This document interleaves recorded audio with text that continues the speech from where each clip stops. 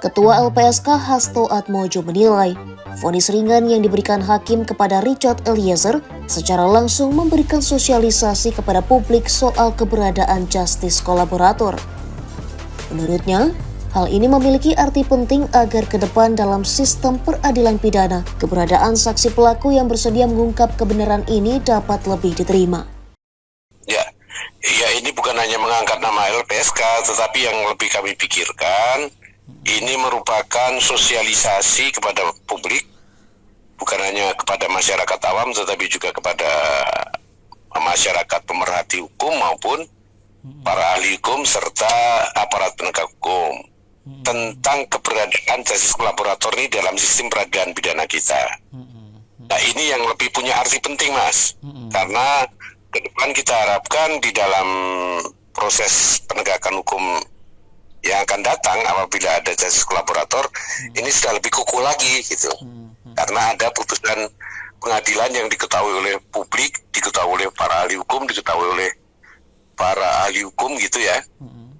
Jadi ini sesuatu pengakuan secara faktual tentang keberadaan justice kolaborator. Itu yang paling penting, Mas.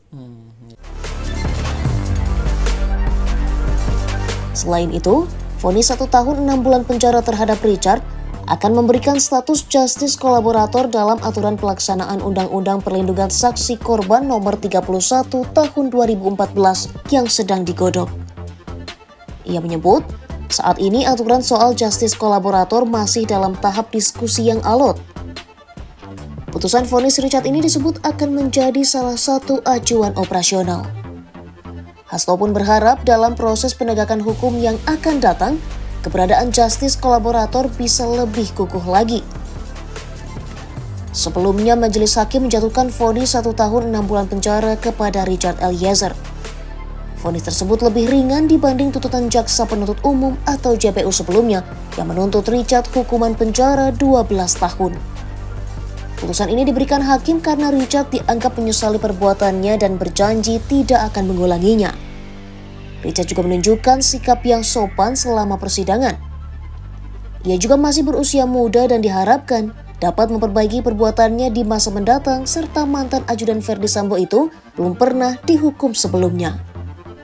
Selain itu, pihak keluarga Brigadir J juga telah memaafkan Richard sejak awal kasus terungkap.